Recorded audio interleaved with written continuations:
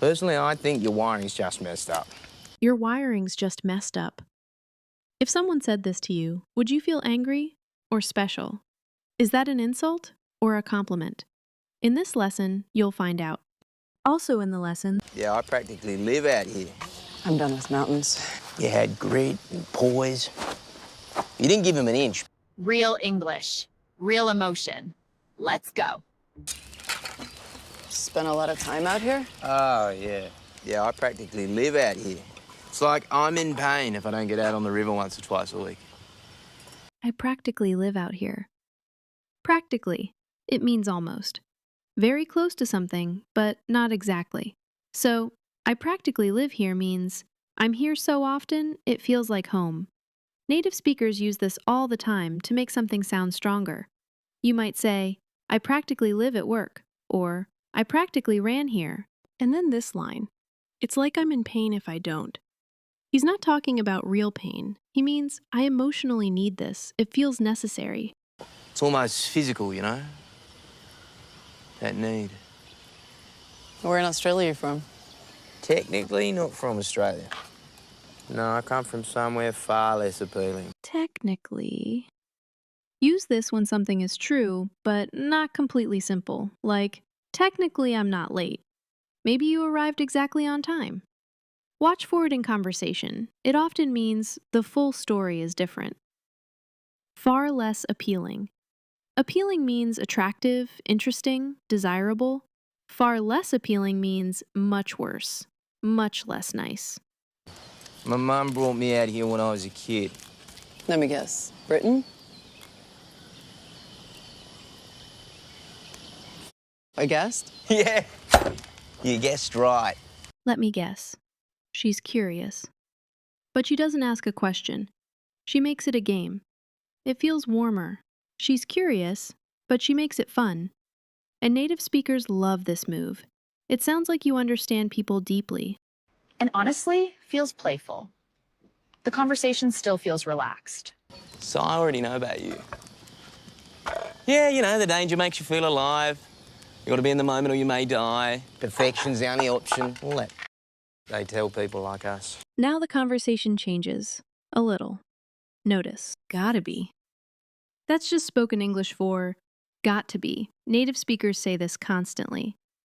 But the interesting part is emotional. He's making assumptions about her. Like he already understands who she is, and maybe a little too quickly. Personally, I think your wiring's just messed up. You can fight your way through a lot of you can't beat your wiring. Okay, this is today's phrase. Your wiring's messed up. This sounds strange if you translate it literally.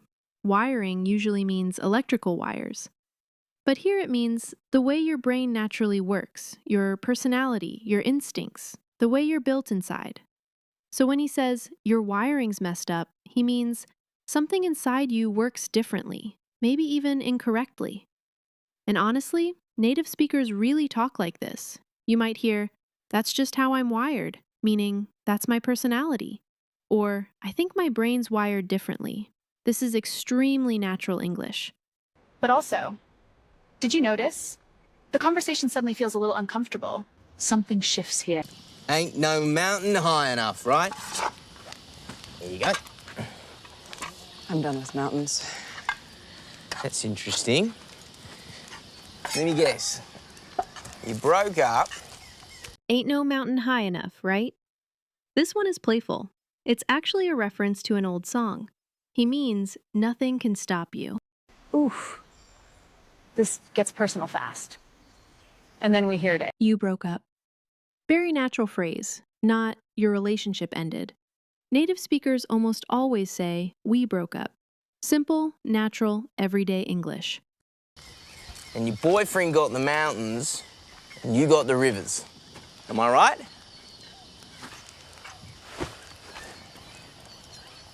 Oh, I didn't mean to pry, Sasha. No, it's fine. This phrase is so useful. I didn't mean to pry. To pry means ask questions that are too personal. But this sentence is very polite. You say it when, oops, I crossed a line.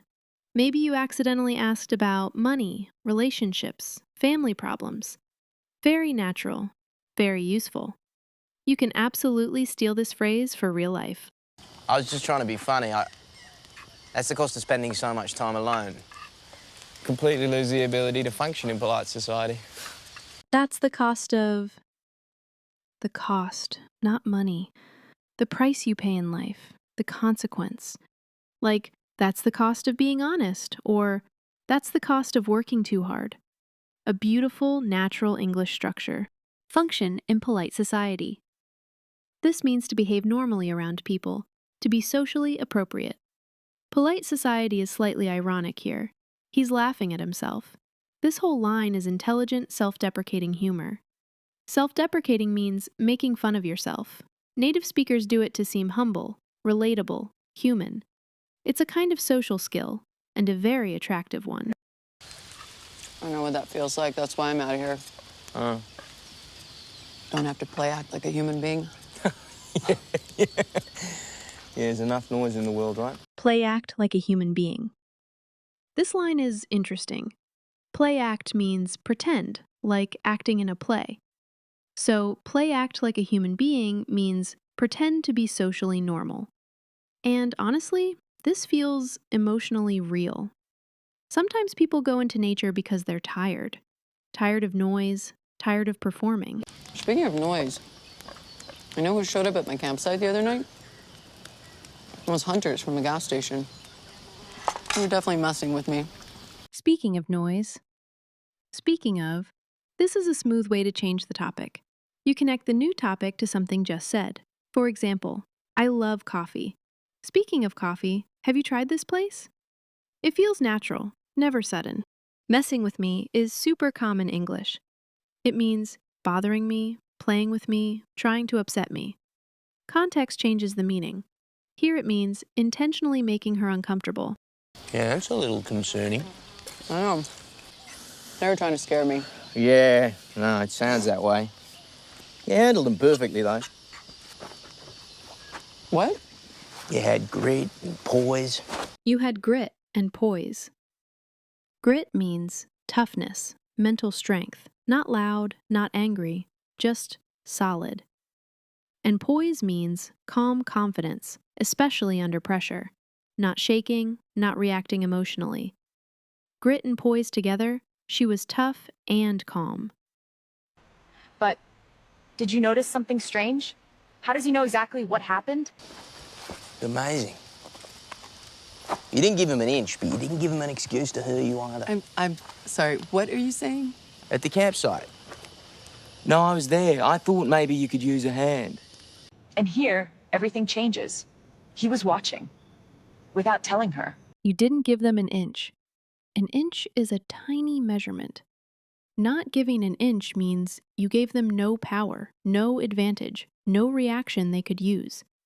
These are exactly the kinds of phrases that make your English sound sharp and confident. Practice them. They're yours now.